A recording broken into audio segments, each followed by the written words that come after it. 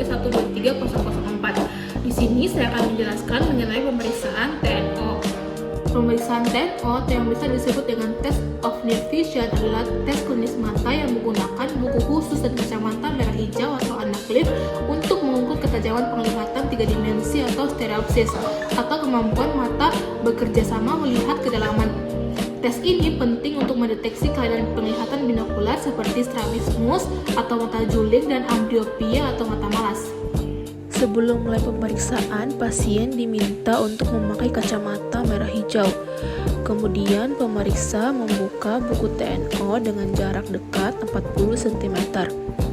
Kemudian pemeriksa meminta pasien untuk menunjuk, menyebutkan, atau mengidentifikasi bentuk atau angka atau objek yang tampak menonjol atau masuk ke dalam.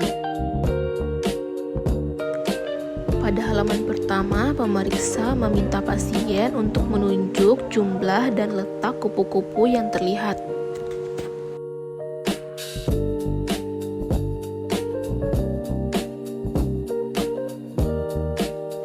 Pada halaman kedua, terdapat 4 gambar lingkaran.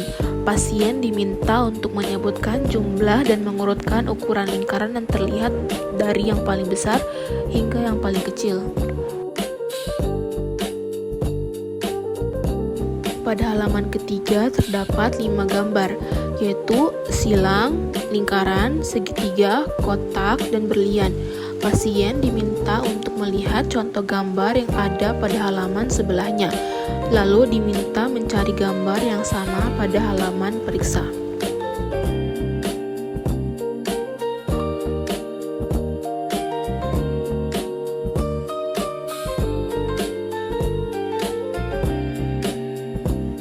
Halaman keempat berfungsi untuk menilai supresi.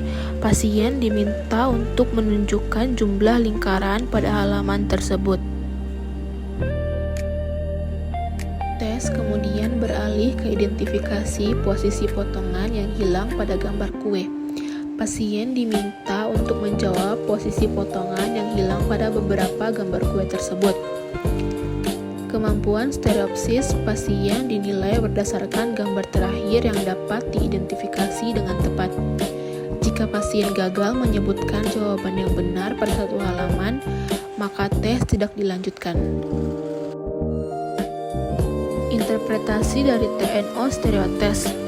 Pada plat 1-3 untuk menentukan apakah terdapat penglihatan stereoskopi. Pada plat 4 untuk menilai supresi.